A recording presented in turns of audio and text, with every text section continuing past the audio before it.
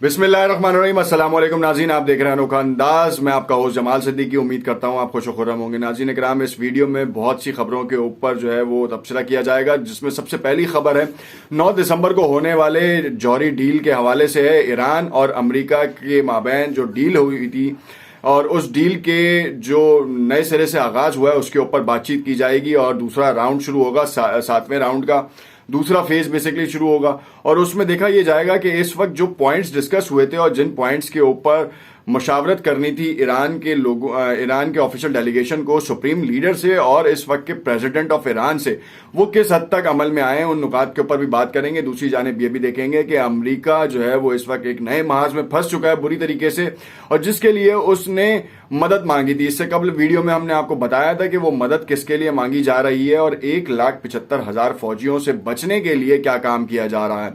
Ukraine को किसी और की जंग में झोंका जा रहा है और कहा यह जा रहा है कि यहां पर जो है वो रूसी अलहदगी पसंद तंजीमें जो हैं वो गलत काम कर रही हैं या एक आउट ऑफ द बॉक्स चीजें कर रही हैं। आखिर कहानी क्या है, किस रुख पे जा रही है? अमेरिका जो है फंसता जा रहा है। इसराइल को जो है वो इस वक्त सिर्फ ये सूझ रहा है कि ईरान के एटमी एसेट्स के ऊपर हमला किया जा सके और उसके लिए उसने भी मुशावरत शुरू कर दी है। दूसरी जानिब अमेरिका भी मुशावरत कर रहा है।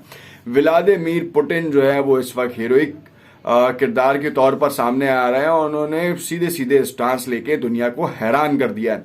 और दुनिया के चंद पिट्ठू अमरीकी नवाज रहनुमाओं ने जो है वो रूस को ललकारा है, मगर उनकी ललकार जो है वो किसी भी तौर पर कम नहीं हो रही। चीन के साथ भी मामलात बड़े ख़राब हैं। उइगुर मुसलमानों के हवाले से जो बातचीत की जा रही है, ख़ास तौर पे 2022 ओलंपिक्स के हवाले से, उसमें चीन ने बड़ा सख्त मौक़िफ़ इख्तियार किया है। अगर रूस को की मईशत को अमेरिका धचका पहुंचाता है तो क्या चीन जो है वो 2022 के जो ओलंपिक्स हैं उसमें अमेरिकी शिरकत जो है इस वक्त भी गैर मुतवक्का है और उसको चीन जो है वो बड़े आड़े हाथों ले रहा है और बड़ी अलग नज़र से देख रहा है। तो क्या उसकी मईशत पे चीन हमला करेगा? अगर ऐसा होगा तो अमेरिका की तबाही जो है उसको कोई नहीं बचा सकता।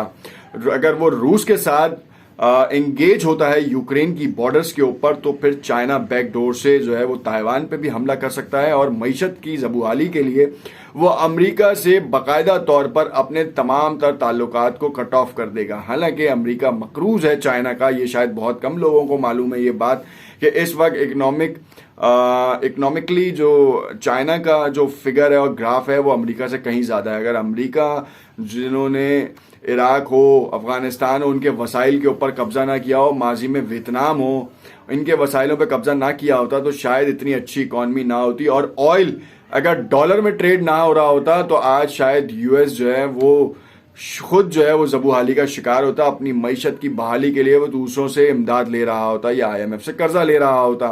अब मगर उन्होंने दूसरे ममालिक को कर्ज में मुब्तला करने के लिए IMF की तश्कील की है। बड़ा ही थिंक टैंक है, कहानी बड़ी ही दिलचस्प है।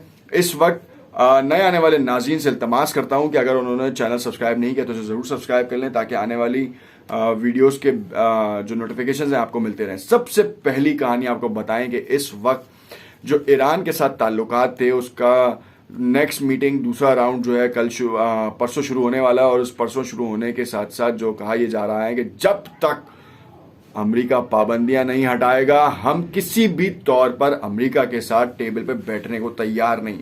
और ये पैगाम देगा उन लोगों को जिनको अमेरिका की तरफ जो है भेजा जाता है, यानी कि यूरोपीय यूनियन के लोग हैं, रशिया के लोग हैं।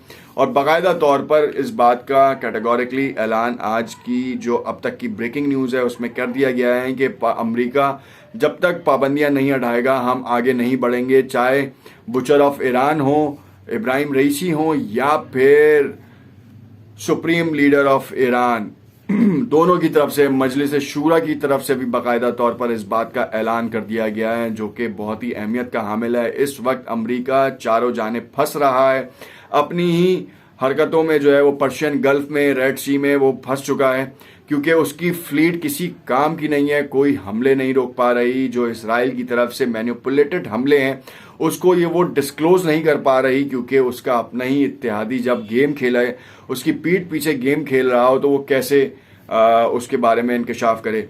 दूसरी जानिब अपने ही इत्तेहादी ईरान के साथ डील को जो है वो किसी भी तौर पर पूरा होने में रुकावट का बाइस बने और फिर उसकी तरफ से ये कहा जाए कि ईरान जो है वो टाइम ले रहा है अपने जौहरी हथियारों की तकमील के लिए, और फिर यूएस के ब्लिंकन जो है वो एकदम मंजर आम पर आए और कह दें कि ईरान ये तो गलत कर रहा है। तो बात सारी ये है कि यूएस ने ही पहल की, लोगों को डाला कि हमारी ये डील को पूरा कराया जाए ताकि हम जो हैं वो एक जगह पे से एंगेजमेंट हमारी ख़त्म हो जाए। जैसे अफगानिस्तान से दुम दबा के भागा है, ईरान से भी डील करके वो इस मामले को अलग करना चाह रहा है, क्योंकि ओपेक के साथ जो उनके सबसे बड़े मसले हैं वो ये हैं कि ओपेक ने मना कर दिया है कि ऑयल की प्रोडक्शन हम ज़्यादा नहीं करेंगे। तो उसके बाद आलमी ताकतों ने जो है वो अपने स्ट्रेटेजिक रिजर्व्स को जो है खाली करना शुरू किया है, और ओपेक अभी इस वक्त शदीद तरीन गुस्से के आलम में ये सोचने पर मजबूर है कि आखिर ये रिजर्व्स कब तक चलेंगे, 1 महीना, 2 महीना, हद हुई तो 3 महीना। 3 महीने बाद ये ऑयल अगर ओपेक ने नहीं बढ़ाया प्रोडक्शन तो ये इस ऑयल की जो प्राइसिंग है वो $150 फी बैरल पे हो जाएगी, यानी कि पाकिस्तानी 350 रुपए लीटर तेल मिलेगा। और ये बहुत बड़ी खबर है जिसको बहुत से लोग नज़रअंदाज कर रहे हैं, और इस तरह फाइनेंशियल ब्रेकडाउन के ऊपर देख ही नहीं रहे कि जो डिजास्टर आने वाला है। और ओपेक को मैनिपुलेट करने के लिए उन्होंने ईरान को ऑन बोर्ड किया है, जो सैंक्शंस थी वो हटाई हैं ताकि ईरान का ऑयल भी जो है वो मार्केट में दस्तयाब हो, जो कि ईरान जो है 30% रिड्यूस प्राइस के ऊपर अनऑफिशियली डिफरेंट ममालिक को दे रहा था, जिसमें 6% जो है इंडिया अपनी ज़रूरत का ईरान से लेता था और 75% चाइना जो है वो ईरान से लेता था, और जिसके चलते हुए ईरान अपनी इकनॉमी जो डूबती हुई इकनॉमी थी वो बहाल करने की कोशिश में मसरूफ था। ईरान के $100 बिलियन अभी भी जो है वो दूसरे मुल्कों में मुंजमद हैं, क्योंकि सैंक्शन इम्प्लीमेंट है, सैंक्शंस के बगैर निकाल नहीं सकता। मगर यहाँ पे बताता चलूँ कि रूस और अमेरिका यूक्रेन में मतभीड़ होने वाली है। 1,75,000 फौजी जो हैं वो नकलो हरकत करके यूक्रेन की बॉर्डर पे पहुंच चुके हैं, जंगी साजो सामान के साथ बैलिस्टिक मिसाइल्स की अप्रोच हो चुकी है। और इस वक्त देखा यह जा रहा है कि अगर अमेरिका की तरफ से यूक्रेन में मिसाइलों की तनसीब हुई, जो कि मॉस्को जो है वो सिर्फ 12 मिनट की दूरी पर रह जाएगा, किसी भी तौर पर रूस को ये काबिल कबूल नहीं है। और रूस पूरी तैयारी से बैठा है, मगर जब उनके ऑफिशियल से इस बारे में मालूम किया गया तो बीबीसी के मुताबिक उन्होंने कहा कि हमारा हमले का कोई इरादा नहीं है। मगर इतनी बड़ी फौज की नकलो हरकत बता रही है कि रूस के क्या इरादे हैं, किस तरफ जो है वो इस वक्त मामला जाने को तैयार हैं। वो बहुत ही ज़्यादा क्रिटिकल सूरत हाल है इस वक्त। जो मामला थे अफगानिस्तान से निकल के कहीं ज़्यादा आगे पहुंच चुके हैं। इस वक्त जो न्यूक्लियर जंग का खतरा लाहक है कि अगर अमेरिका ने वहाँ पे स्टॉल कर दिए तो रूस जो है वो डेफिनेटली वहाँ पर स्ट्राइक करेगा, और स्ट्राइक करने में अगर न्यूक्लियर मिसाइल चला दिया गया तो 12 मिनट में मॉस्को ख़त्म हो जाएगा। उम्मीद करते हैं कि आपको ये न्यूज़ ब्रेक अपडेट जो हैं वो समझ में आई होंगी। लाइक कीजिएगा, शेयर कीजिएगा और कमेंट में अपनी राय से ज़रूर आगाह कीजिएगा। शुक्रिया।